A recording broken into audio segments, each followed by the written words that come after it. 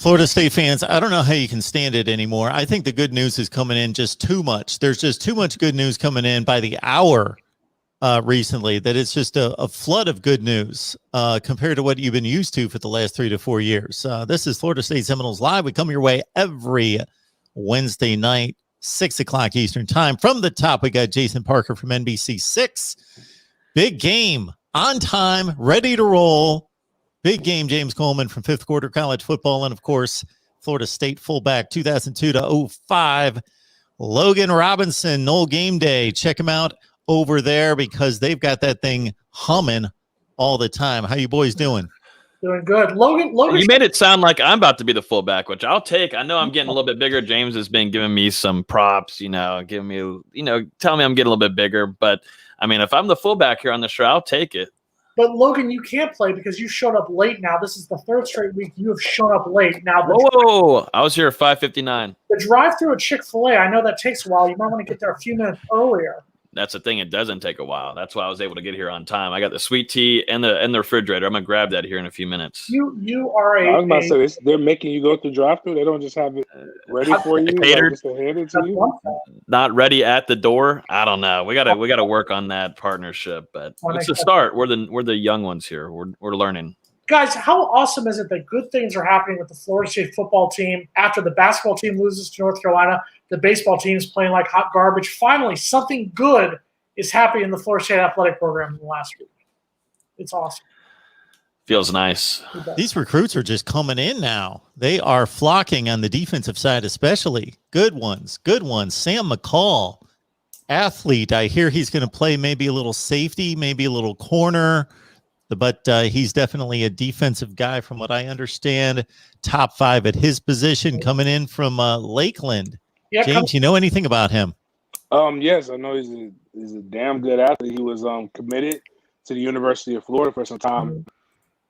You know what? And this is no disrespect. This is definitely a home run thing for us. And now the game is to make sure we maintain this commitment throughout the season by playing well and using this proper momentum, because I know Bama's going to really try to come in hard and pursue and try to get him.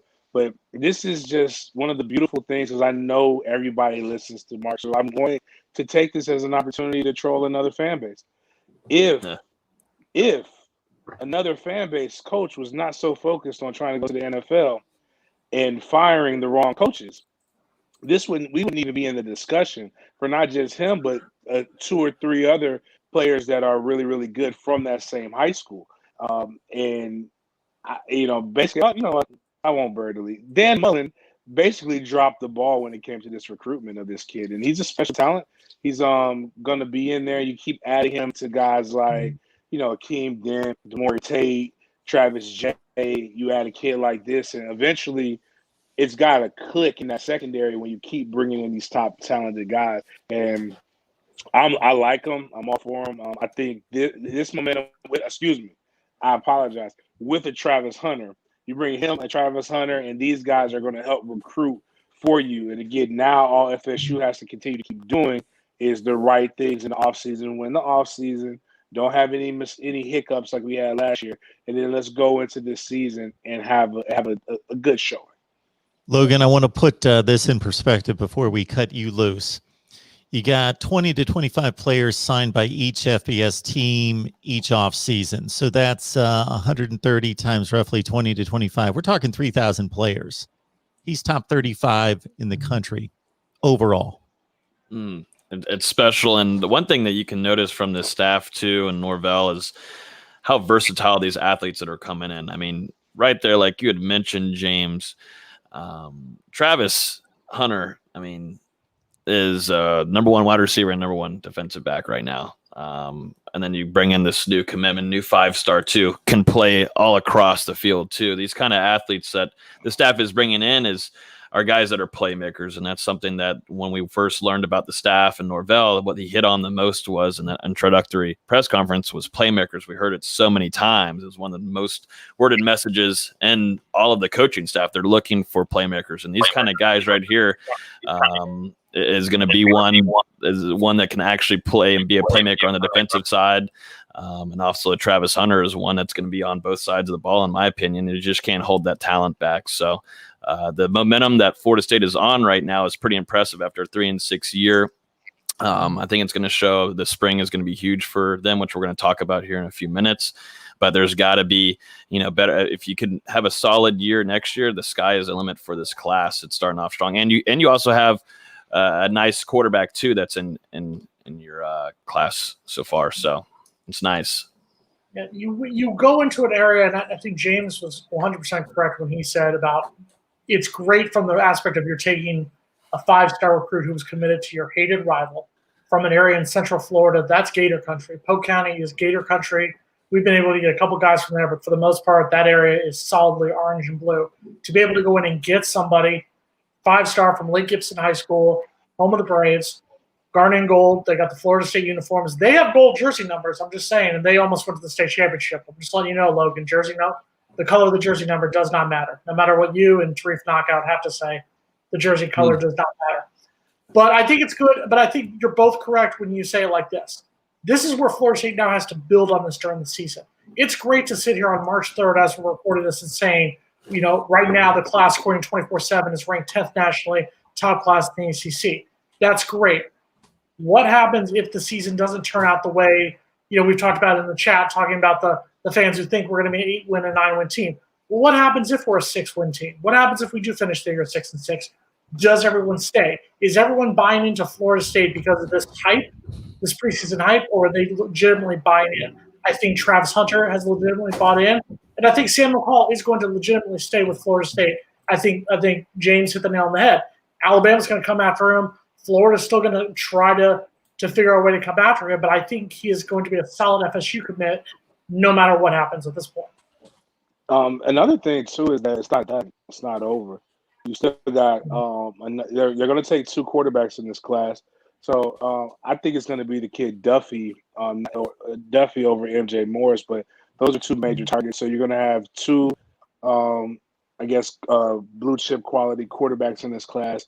You're going to have a few wide receivers. You got to basically, like we have the Lake Gibson trio. So there's a running back out of Lake Gibson as well, and a couple of other players up there in Lee County in Georgia, not that far. There's some very talented guys. There's a linebacker that we're looking at, as well as an offensive lineman. And Logan does that stuff a little bit better than me, so the name escapes me. But he's a 4-star left tackle. I probably believe he'll be a guard.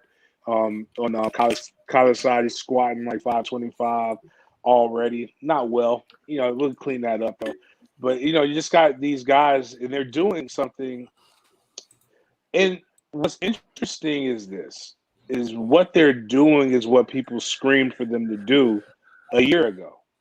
And there's no need to go to Arizona to go get a 3-star corner, or there's no need to go here when these things are in our backyard. And people can say COVID happened, we didn't have anything to show for it, there's nothing on the field. Well, in my head, if you can get this kind of momentum with a 3-win season, you probably could have. That just means you didn't try as hard last year, and it's okay. We move forward. Or let me rephrase it: maybe didn't try as hard. You just came in with a G5 mindset, which is what the critique was. Now you see what you have to do. You've made proper hires. You didn't bring in, and I like Coach Loughlin, and I'm glad that he got his job at Western Kentucky to go be a running backs coach. But you don't bring in a guy who doesn't have, as your high school director, who doesn't have ties to the state of Florida. Going and getting Bartow is a Power 5 move. That's a big boy move. Going and hiring, in some other GA roles. They got some. They picked up some other analysts from down south. Sabbath, Sabbath Joseph from Sabbath down Joseph, Miami Central. Yeah, so that's where you take the risk.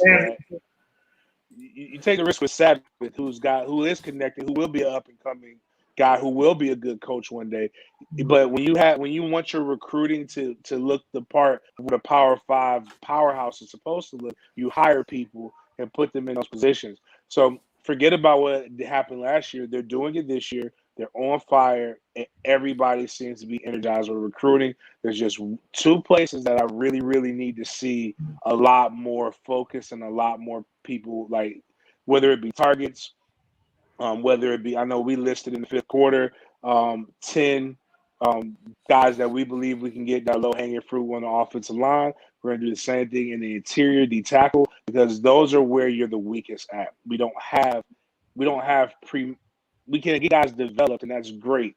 But eventually, you've got to get premier guys that can come in right away and play right away so that you keep recruits interested. And if you can get to that, I'll say if it's 6-6, Jason, the class won't dissolve.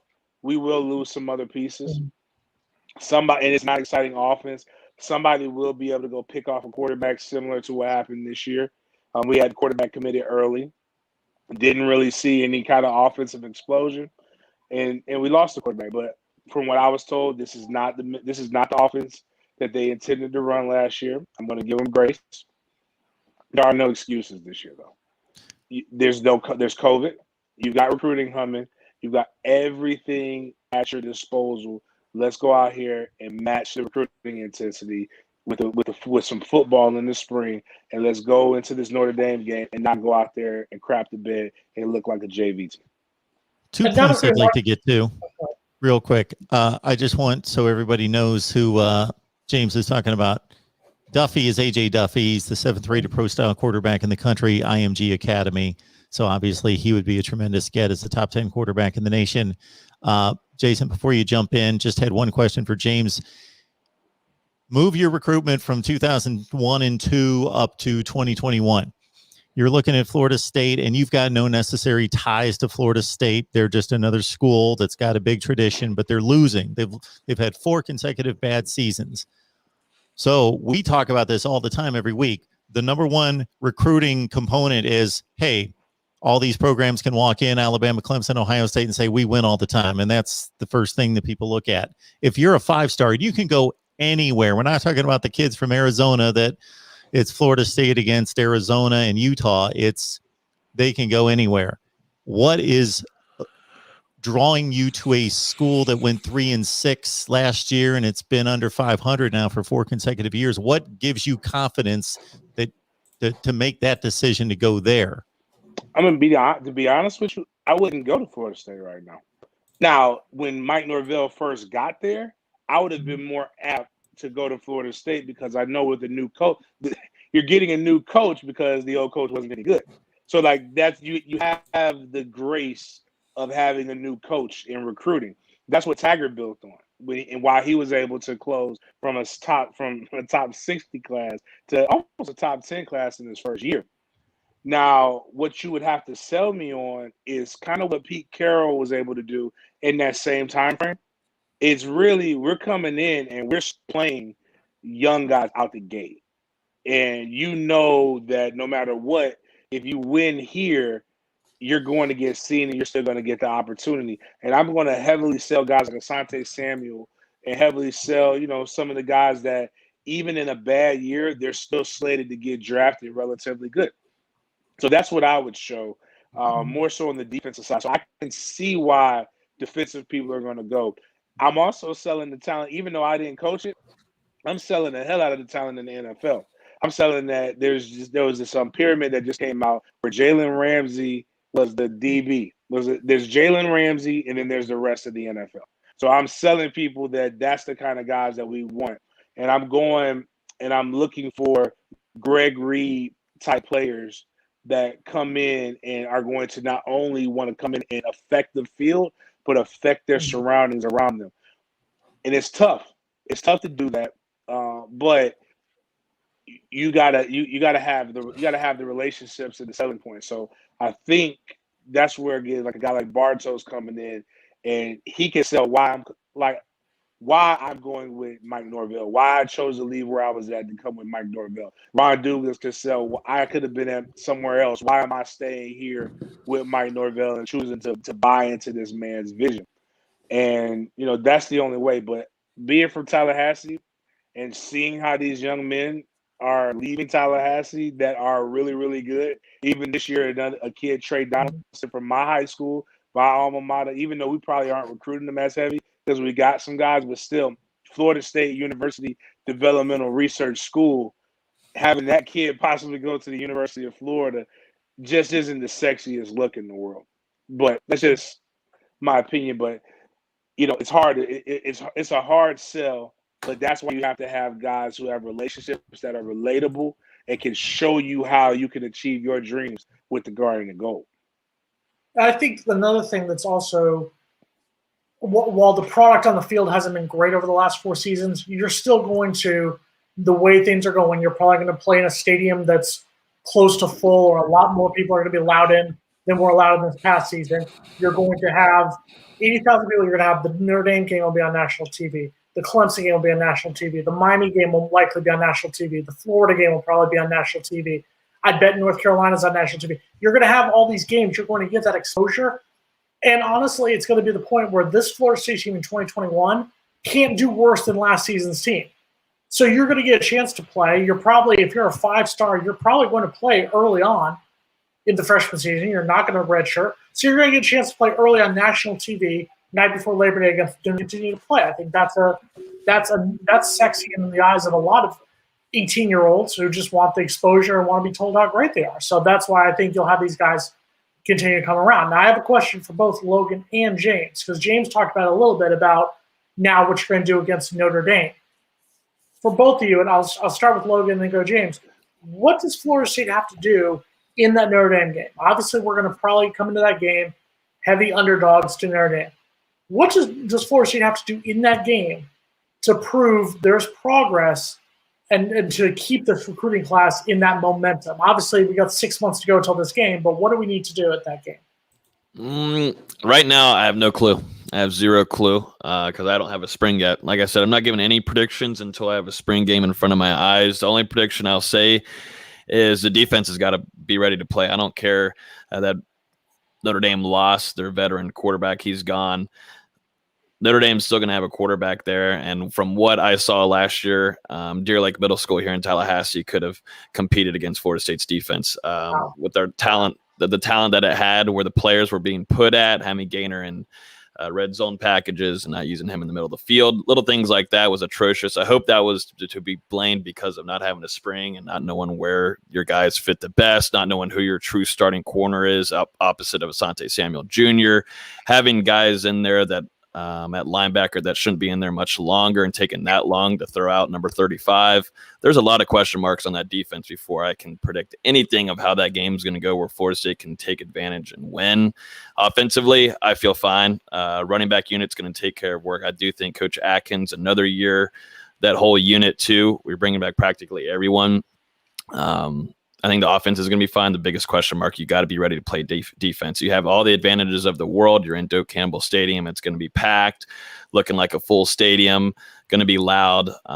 But you just cannot let Notre Dame go down the field, down and back, down and back, down and back. It just can't happen. To me, it's just going to be defense that I'm thinking about throughout this whole spring, who fits where, who fits best. And I want to know who the true starting corners are going to be. That's going to be the biggest question in front of all this. I kind of know who my DNs are and my defensive tackles, but who are going to be my true starting cornerbacks heading into the spring game? I want to know who they are going to be. So that's my question marks. I want to know if you're going through an earthquake right now in Tallahassee. Is it just me? It looks like it. I can't figure out where to put my webcam, but I think it is. I think there is an earthquake happening. I'm just making sure something's happening in the capital city right now. I don't know if we need to call it, FEMA or something.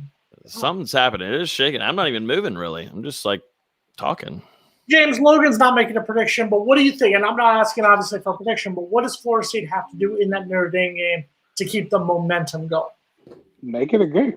It's really simple. It's not what does that mean? Don't get beat by a drum. I mean, score 21 points. There's a lot of things that I always judge guys on. So if a coach is a defensive coach and they're losing games, but they're losing games close, then that coach is still pretty good. He's got a good grip on what's going on, especially at one of the top schools.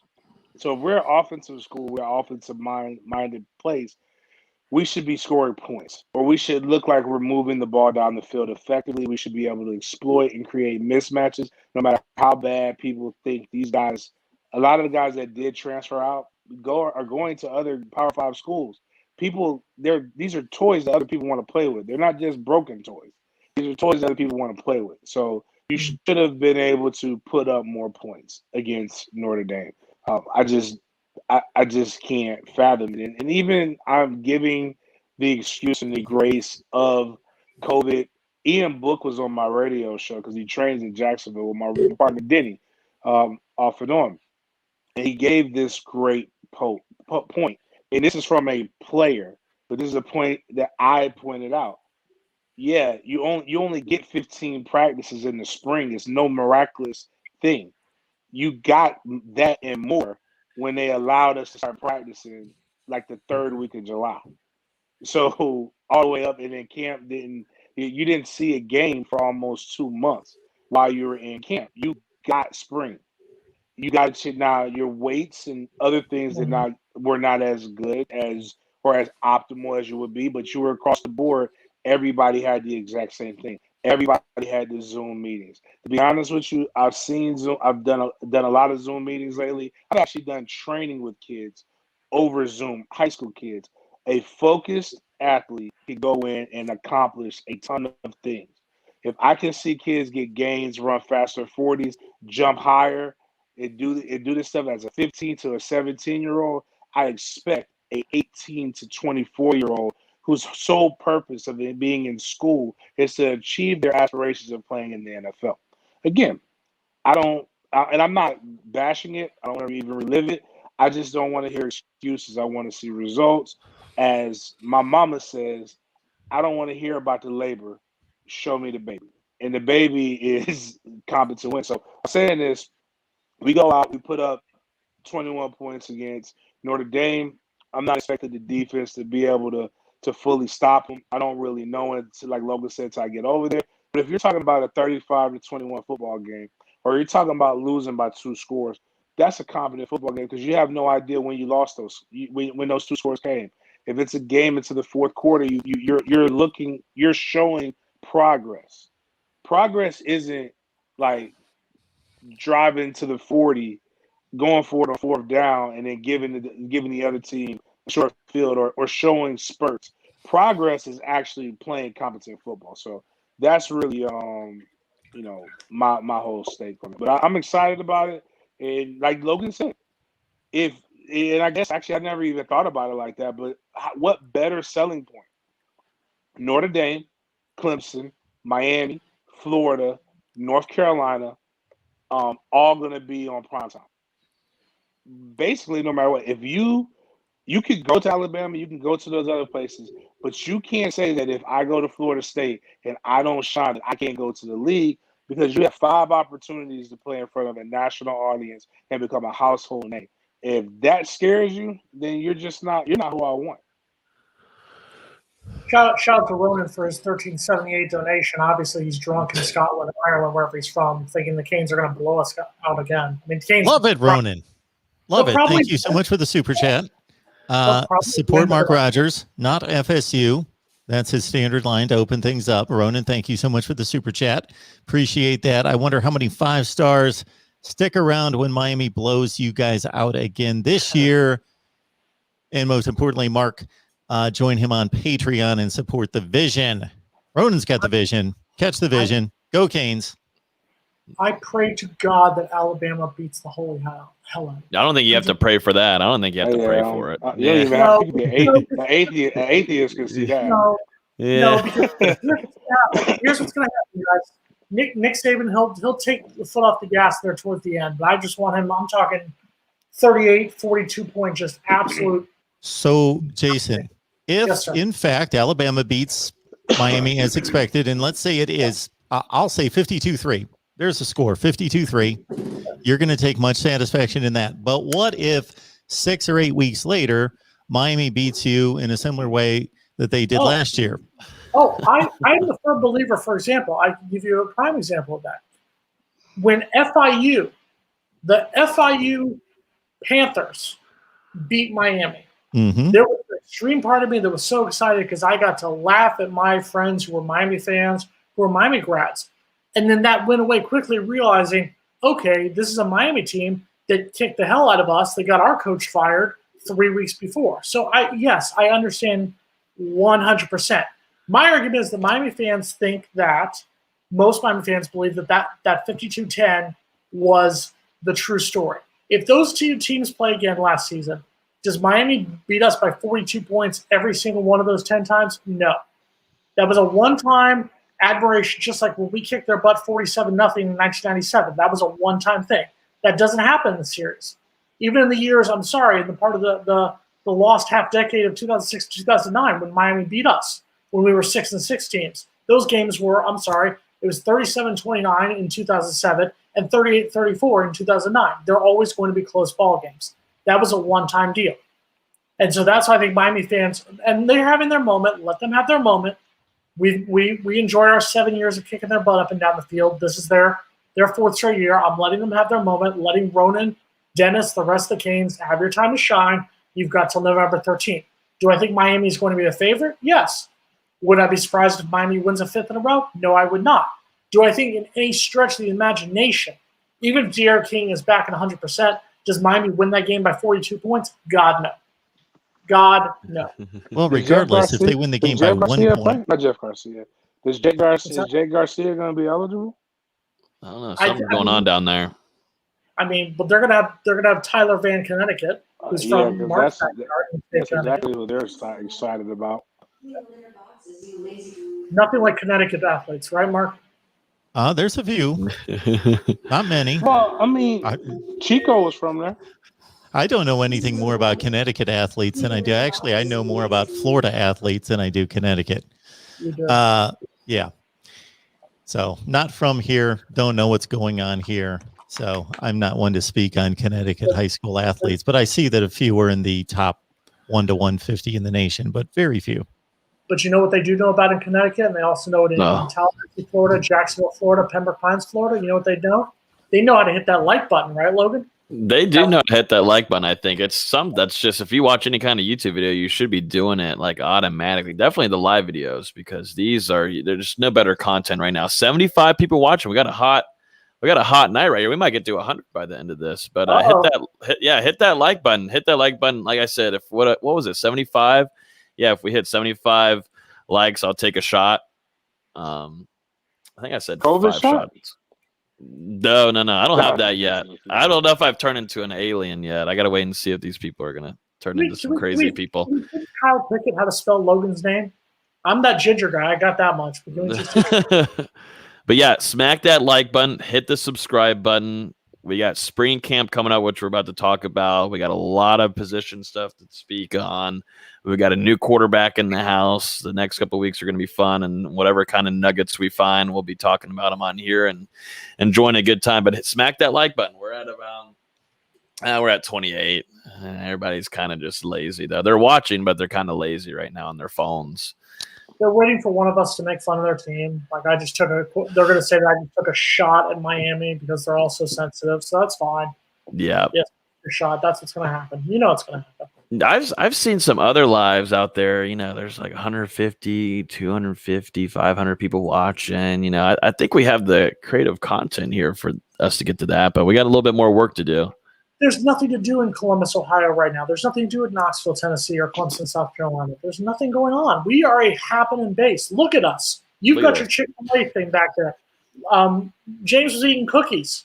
Your theory might hold up, except for most of the people in the live chat are probably from Ohio and some of those other places.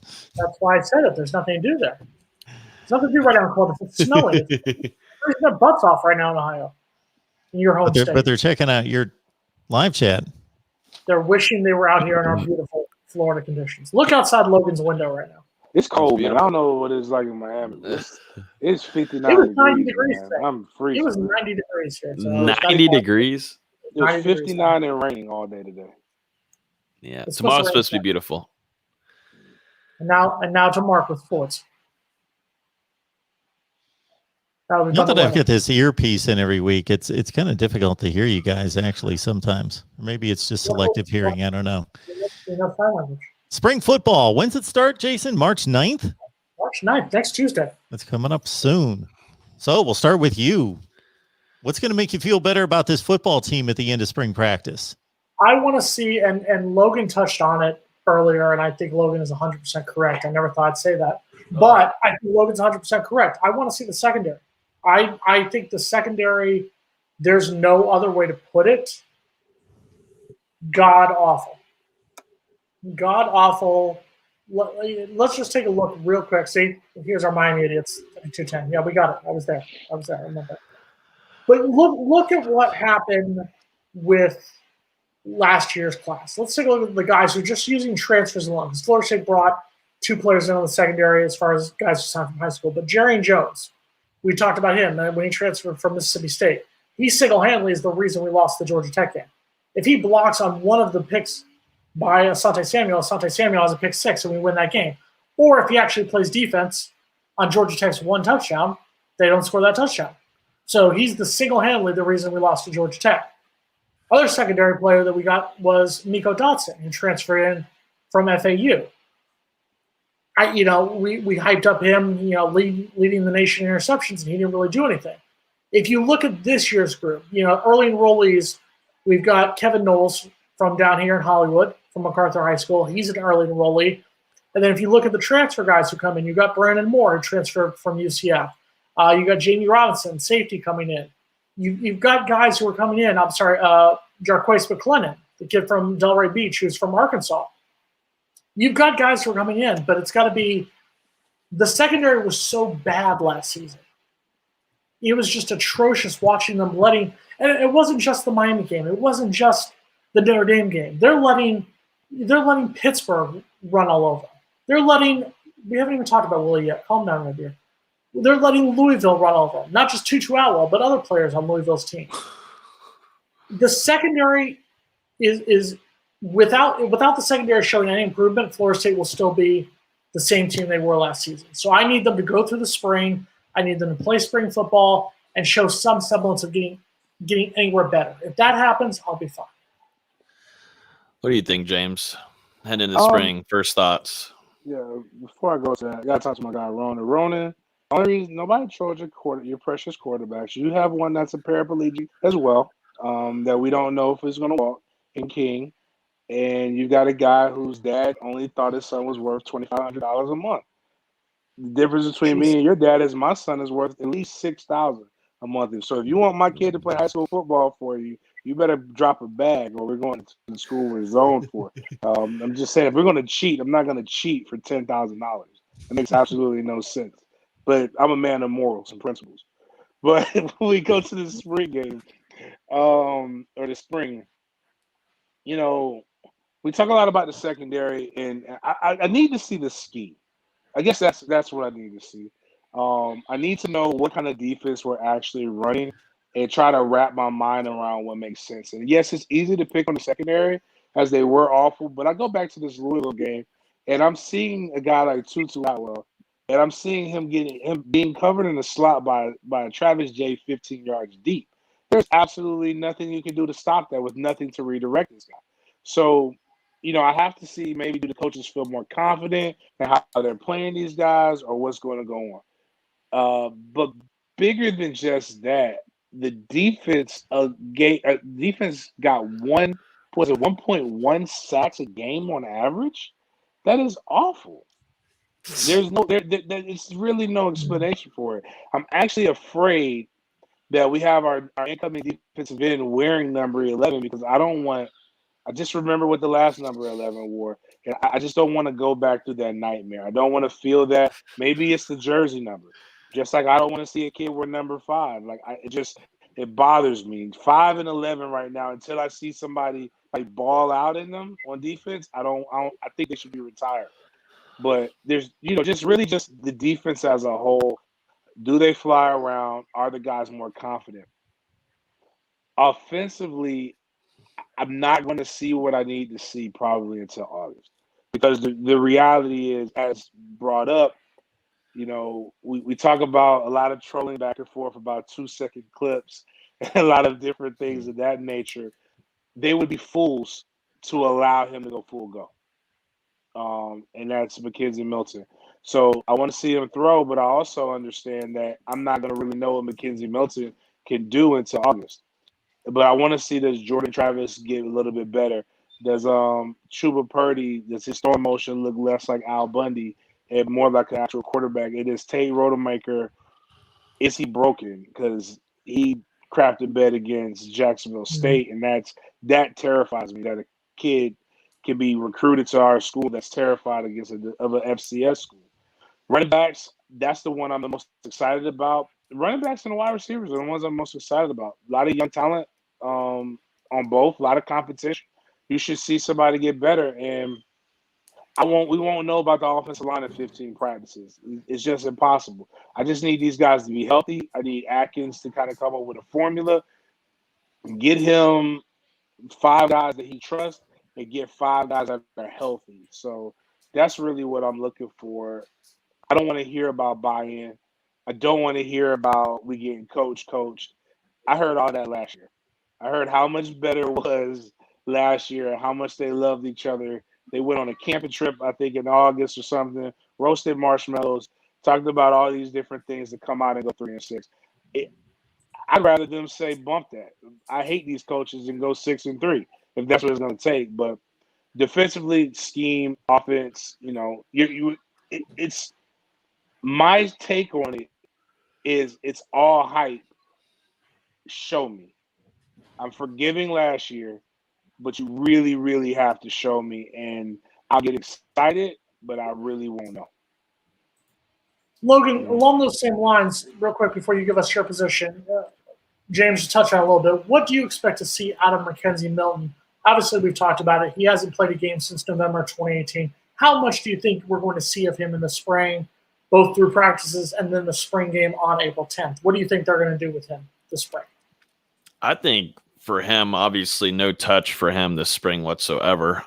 We've seen a little bit of snippets here and there of him at UCF running around, making plays in the end zone, and looked like he was partially full go then.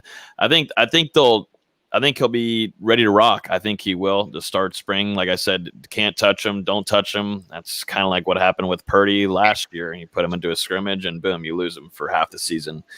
Just can't do that with Mackenzie Milton here. He was during that 2-second, half a second clip, whatever it was wearing his brace and looked like he was struggling there. And then the next practice, from what I was told, he saw the tweets on Thursday. He took off the brace. He wore a little compression, and he's a guy that doesn't like to be doubted. And so I think he's going to be ready to rock. He's going to want to. On a few interviews that I listened to in podcasts over the last couple of months, he's talked to people and he's told them about his doctor situation and that he's been wanting to go full go. It's just all up to the doctor. He feels that he's ready to go. Feels about 100%. He keeps on saying about 90% in his press conferences, but then again, he goes off and shows that he's working out, he's running around. It's a different though whenever you have defensive linemen running after you. Of course, right now he's trying to get some chemistry with his wide receivers, but it's going to be different whenever you're doing those 11-on-11s, 7-on-7s.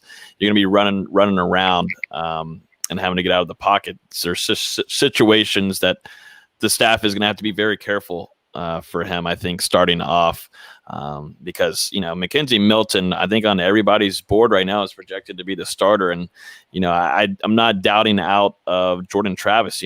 Jordan Travis, if he can throw, is an extremely scary athlete, very scary quarterback, I should say. If he can get down throwing, that is a very scary situation. That makes a great competition. But Mackenzie Milton did not transfer to Florida State to plan not to start. He wasn't here just to hang out and be a counselor for these younger quarterbacks and be like, here's what you do, here's how you watch film and all that. He isn't here for that. He's here to start for Florida State against Notre Dame, and that's what he's going to have in mind. And if he wants to feel like he's 100% ready to go, he's going to do it. So, and up to his doctor. But there's just been too many things and rumors that he's out there doing everything he can to try to show them that he's ready to go. So I think I wouldn't be shocked if he's full send. Just don't touch him. I just want to make sure I'm hearing that straight about the Jordan Travis evaluation, that we're just concerned about the throwing portion of being a quarterback. I think so. I think for him, his running talent is running, his eyes, his vision. That thing is, I think he could be a starting running back in a lot of colleges. His throwing, though, his reads, his deep ball are things that he's been having to work on. His accuracy has been something that has hindered him. But if he could get down some things with Kenny Dillingham, that makes it incredible competition, I think, this spring, which we're going to get a little hint of before fall camp begins. So I basically said that tongue in cheek. So he could throw the football down. There's a difference between do you have the physical ability to throw a football at the collegiate level versus can you make the decision? Can't throw a football. Chubba can right now. I think Jordan Travis can throw it. He's saying basically mentally, can they put more on him to make quicker reads? I just think the offense last year just wasn't indicative. Wasn't again, COVID, whatever they want to blame it on, wasn't really organized and planned well enough, because they all did that thing where they scramble to the sideline, seemingly throw the ball over their shoulder to the other team. I still don't understand why they run that play. And there was a few times when wide receivers were in the same, when you had 3 guys in a 5-yard radius to be covered by two DBs, like that should never happen. But one thing we do know is that if you go back and you look at when Jordan Travis would drop straight back and climb the pocket, he's chunking the ball down the field to somebody with great results. So I just don't know. But I am with Logan. I do want to see, them actually try to make him more of a quarterback, because this is again, same staff that felt going into the season that James Blackman, Tate Rodemacher, and Chubba Purdy were all 3 collectively better than Jordan Travis. And the 3 wins we have were all because of Jordan Travis. Jordan Travis needs to be more consistent. I think he's a good quarterback. I think he's got a good arm and can throw the ball. There just needs to be that consistency. You can't have the first half against North Carolina, where I think he played great football, threw some great passes, and then have the second half where he looked like hot garbage. There has to be the consistency there if Florida State wants any chance to have a winning record this coming season.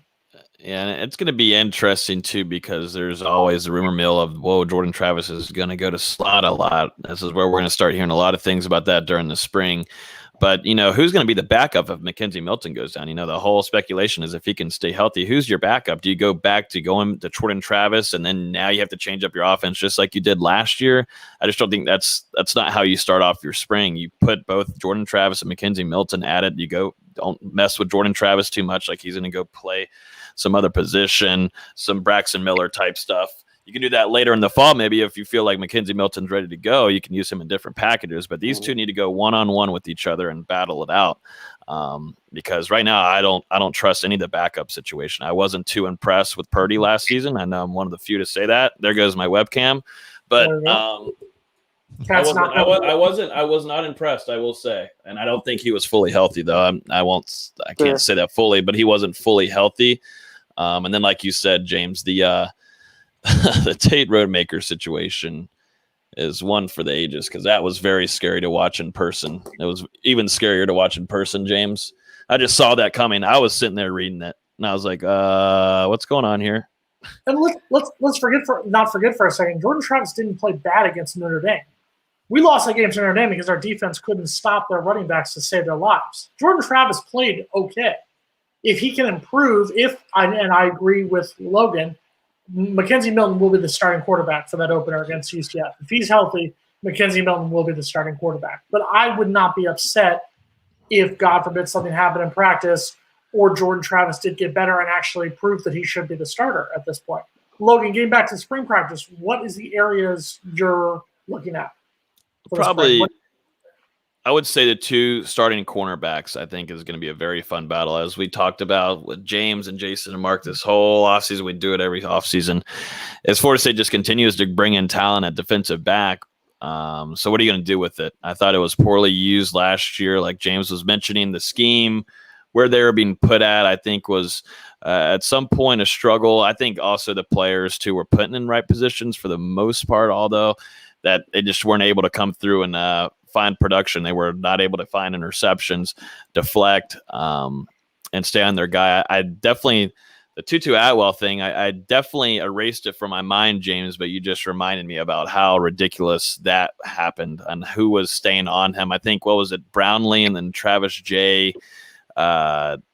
Asante Samuel Jr. is projected to be almost a late first round, early second round guy, and he wasn't on him for the majority of the game. How does that happen? That is so stupid. But that's got to be fixed. Whoever these two starting corners is going to be fun to watch to start off the spring.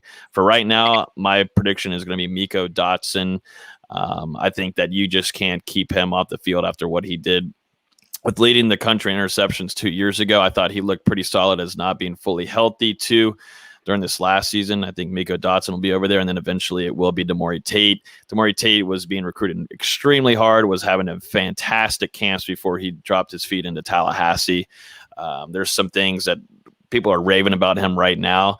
He's just got to get some things down and be mentally straight, and he can take that job. That's his biggest threat right now, is just his mental game going against him. If he can get straight there, I wouldn't doubt it if Demore Tate ends up being a starter. But I'm going to be interested to watch these two starting. Who's going to be these two corners that Woodson is going to put out there? I think that's going to be a really fun discussion, and whatever rumors or nuggets we'll be getting, that battle is going to be fun because this wide receiver unit's going to give it all to him. It's going to be those two position groups are going to get better week by week, and the fall camp should be really fun with Destin Hill coming in too. So good battles between wide receiver and DB. One that kind of has a talent, still trying to figure out who their starting unit is going to be over there, and then also your DBs, your two starting corners who don't know who's going to be the starting unit there. So it should be fun. Adding in Parchment too is going to make it extra competitive as well. His mental. You saw his tweet. What was it? Earlier today, I think it was. Yeah. He said, "Just to let y'all know, I'm still the best wide receiver in the country." Well, from the main he still is. That's what he said. It's good to know that he still is. Okay, he hasn't fallen off his place as number one. It's good to know. All right, got a couple questions coming in from the live chat here. D-Rock Irish wants to know if there's any game changers on this team. Where are they? Who are those guys? That guy right there, part that we just mentioned. We talk about Mackenzie Milton coming in and possibly starting, even though I have it on good authority to know that they really like Jordan Travis a lot more than what people think they like Jordan Travis. But Parchment is coming in here. They're expecting him to have his junior year, and not what he had his first senior year. Last year, we didn't really have as effective of a quarterback. He's a Terry that could actually run all the different routes. There's a young man that played on our team played on Florida State last year, that was just kind of complaining in an unofficial way that I am small. I am not the prototypical receiver. I'm unhappy because I'm running what Terry should be running. Basically, the digs, the post going across the middle. Those are things that we didn't really get a chance to see him run as much, and he became a one or two trick pony. But Parchment is able to run all these different routes, which opens up your offense when you put them on the field, along with a couple of other cats. DJ Williams. If you go, I wanted DJ Williams out of high school. He's a powerful running back that has a burst. So if on offense, if we get any semblance of a block or any kind of thing, those are two guys that can really make some huge gains, along with the people that we had last year that were playing. So I can see Norvell's kind of trying to get his cupboard full with some of the Memphis style players, but just not great value brand. Like, try to get some name brand guys on it. And I think if he gets time and these guys, show on the field what they want to do, I think you could see some playmakers that we wouldn't have known either, because everybody will focus on those two guys.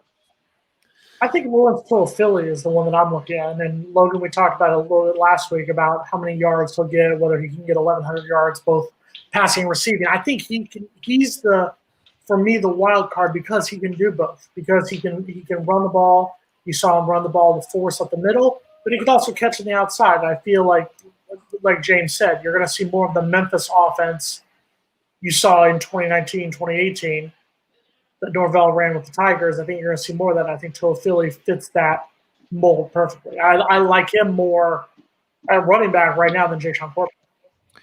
Yeah, that battle is going to be fun to watch too. To start off the spring, those are two that need to go 1v1.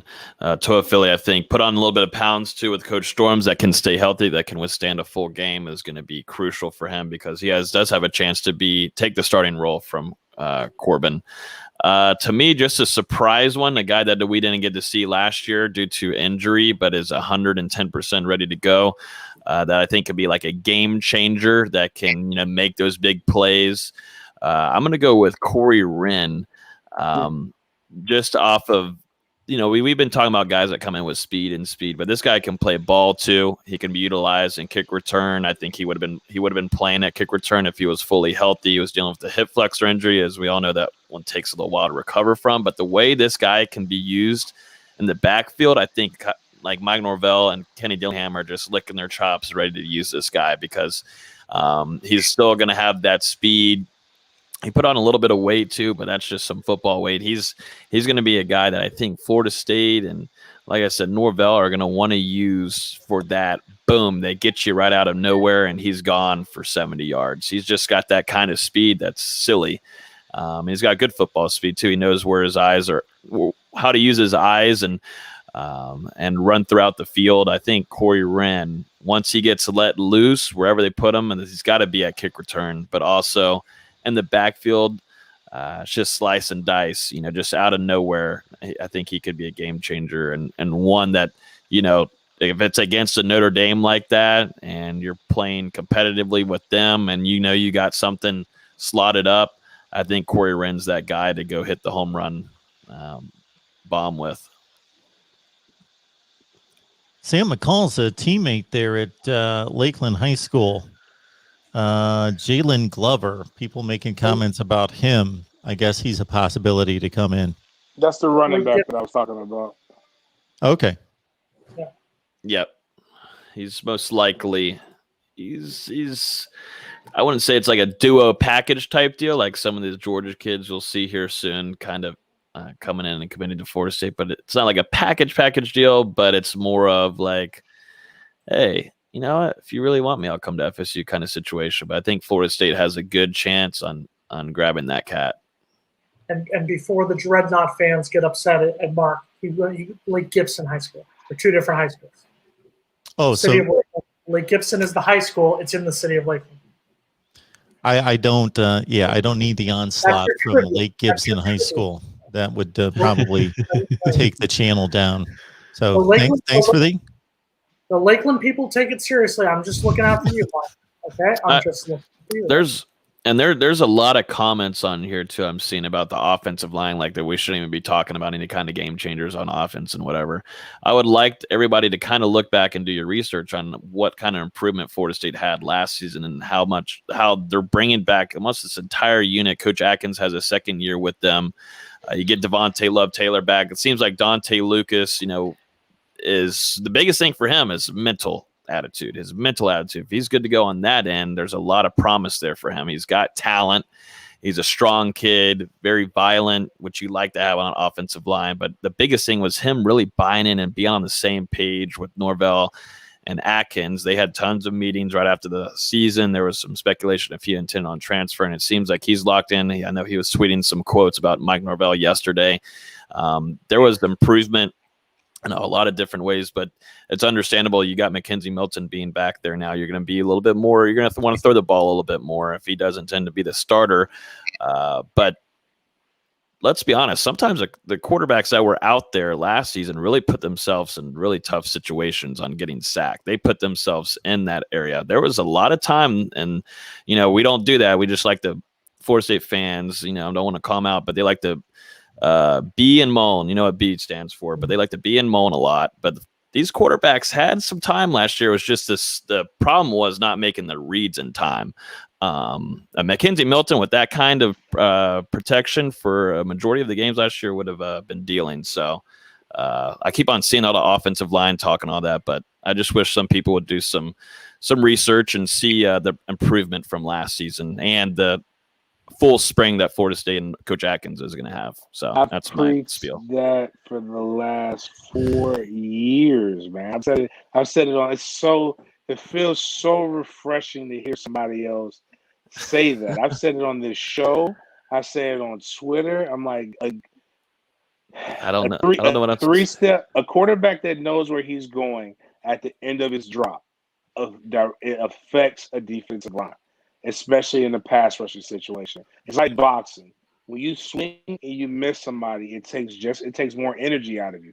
When you connect, it feels really, really good, and you feel like you're ready to connect again. But that's just so every time he hits that 3-step drop and he gets rid of it, or even a 5-step, it makes that pass rusher say, "Okay, hold on, I have to do something else to try to affect the game." They don't come as hard. They're trying to jump. They're trying to do other things. Plus, it gets a rhythm. Once sports is a game of rhythm. And I know I get it, man. You know, it's social media. You know, you pay your money for the super chat. God bless you. Click the like button, have your comments. But the reality is, you can scheme you can scheme yourself out of situations with the offensive line. There are 5 elite offensive line units in college football. That's it. Most of you guys commenting, your school is not one of them. It's not one of the elite offensive line units. Like that. When I say elite, I mean year in and year out, they give up very little sacks. They're really, really good on the run game. Most of the time, it's scheming. And if you look at how exponentially better FSU got in the running game this year, even without a Cam Akers, that's something that should show you that they can improve. They've also not had I think it was 9 games. And they had 9 different offensive line units, different combinations. You want to have consistency. You want to be able to have the same 5 guys go out there, and they're able to block and protect each other. So there's just a lot of things that went on. And, you know, it's easy when you just look at this as a game from statistics, but 9 times out of 10, that's probably why you only play the game on video games and watch it on TV. It's more to it than that. And that's just for me understanding. And also, I think they can put them in a better spot now that they'll have 2 tight ends that they feel good about. Now you'll have Cam McDonald, and you'll have the guy from UCLA who's a bigger body guy. That was my critique of the Kansas City Chiefs. You want to know how the Chiefs could have won the Super Bowl? Stop putting bad tackles in bad situations. Go Houston personnel. No, step back. 2 tight end personnel, or you go in, or you put like or you add fullback. So those are things that that Florida State will be able to do. They didn't have the bodies to be able to do that last year. Wait, James, it's funny. Sorry. It's funny you say that real quick, Jason, because this is who I was talking about, CHJ in the chat here. He was pretty much what you were just saying, James. He put it at the same time. You guys forgot about Pat Mahomes. He's great. That offensive line was trash going into the Super Bowl, and Mahomes got murdered. I'm not buying what you guys are saying. Well, James already said it. You sent it at the wrong time. You should have deleted it. What he's just saying is completely right, but that's not the situation Florida State's going into. They're bringing back those guys from last season, guys that made big time improvement. The guy that was named a all freshman, whatever they had him at. I mean, there was a lot of improvement on that cycle. What the Chiefs did was put themselves in a terrible, terrible situation against a defensive line that was hot at the time and absolutely was after Aaron Rodgers and made him look silly. So that was just the Chiefs' fault. And they thought they thought they had it all. That was going to be easy Super Bowl for them. But that's what the Chiefs did. They screwed themselves. Maybe I should explain it more too. So like Jason sees no improvement with the offensive line. That's what he's about to say. I do apologize for interrupting, because what frustrates me, Logan, I get where you're coming from, but you're dead wrong, because you constantly want to give the offensive line all the credit. Look how great the offensive line did. Look how great the offensive line improved. The offensive line is still hot garbage. It's because our running game improved. It's because our running backs. How does that improve with the bad offensive line? You're going to be rude and interrupt me? Continue to interrupt. Be rude. Be immature. Go ahead. You done? Immature. I'm just telling you. Yeah. I'm just telling you. Sorry. I don't know. I mean, the stats. Your stats are not giving any credit to the running backs. You're not giving any credit to how Jayshon Corbin did. You're not giving any credit to Lawrence Toafili. You're saying it's all the offensive line. And none of those running backs are Cam Akers or Dalvin Cooks. Those players are not on that level whatsoever. Not even close to it. No, of course. I've said Dalvin Cook is the best running back that we've had since we're done. Well, forget Dalvin Cook, because he played with completely different players, but the comparison could be made between Cam Akers and Corbin and and everybody who carried the football last year. I think that's a pretty apt comparison right there. And I think both of our running backs were so much better last season. They made the offensive line better. I think we're giving the offensive line, if you want to give the offensive line all this credit, was the offensive line better against Duke than they were against Georgia Tech? Yes, I will agree with you. I don't think so. Yeah. I think, and the only reason I say that is because Maurice Smith wasn't playing that game. If Maurice Smith would have played that game, again, it's 9 combinations. Like, that's very hard to be great when you're not playing with the same 5 starters. I mean, if all 5 of those, let's say they're 10 deep, if all 10 of the offensive linemen were all equal, it would be different. But if you're looking at some guys that are trash, but you can protect them, but you can't even protect them if you can't get used to them. And my whole thing is just saying, with different personnel packagings and groupings, it can protect. You can scheme your offensive line to look a little bit better than what they really are. And what I was in the comparison with Patrick Mahomes is when you go 2 tight end personnel, it completely changes the defense that's on the field. You've either got you've got to go even if you go out front, your defensive ends have to either line up inside, or basically it brings everybody in. If you got a guy like Cam McDonald who is a threat in the receiving game, and your running game is important and is good, you've now made the play action game that much better. Basically, you're slowing down the defense. Anytime you can make the defense think, they're playing into because they're not thinkers. Like, they're doers. They just need to react. And when you can make a defense think, you got them going. Like, that was really the biggest problem with our defense, was that they were forced to think, and they just aren't very smart. And they didn't feel very, very confident in what they were doing. So to think and not be smart, and feel like you're not effective in what you're doing is a terrible combination. But but that's why I was saying I won't know about the offensive line really until I start seeing them play games, because buy-in is still one of those foreign terminologies to me. It's buzzword bingo. Like, they're going to say it. They're going to say feel more coached. They're going to feel more confident. Basically, we're regurgitating the same articles that we've been with different names that we've had for the last 3-4 years. And I don't believe any of that stuff. I'm not even believing my eyes when I go over and watch practice. I'm going to smile. I'm going to greet people that I haven't seen in a while, because we can breathe air now. And I'm going to be like, you know what? After that, I'm just going to be like, you know what? Y'all show me in August, and then I'll love y'all again. Even Logan's cat is about to sit in front of the microphone and say, "Dad, don't say anything stupid. Don't continue to brag about the offensive line. Dad, don't do it." That's what he's saying right now. Look at the cat. There's no bragging going on. It's just telling you there has been improvement, most certainly. I think the offensive line was better against Duke than it was against Georgia Tech. That being said, I think it was still a garbage group. And I'm not saying that the offensive line did not go drastically, but I think they went from a D- to maybe a D+. I'll maybe even give you a C- by that point. But I feel like you want to give all this credit to this offensive line. Some of the credit has to go to the running game. I think the running game as a whole was better in 2020 because there were multiple running backs doing their job, as opposed to just one in 2019, Cam Akers. Was Cam Akers a good running back? Absolutely, 100%.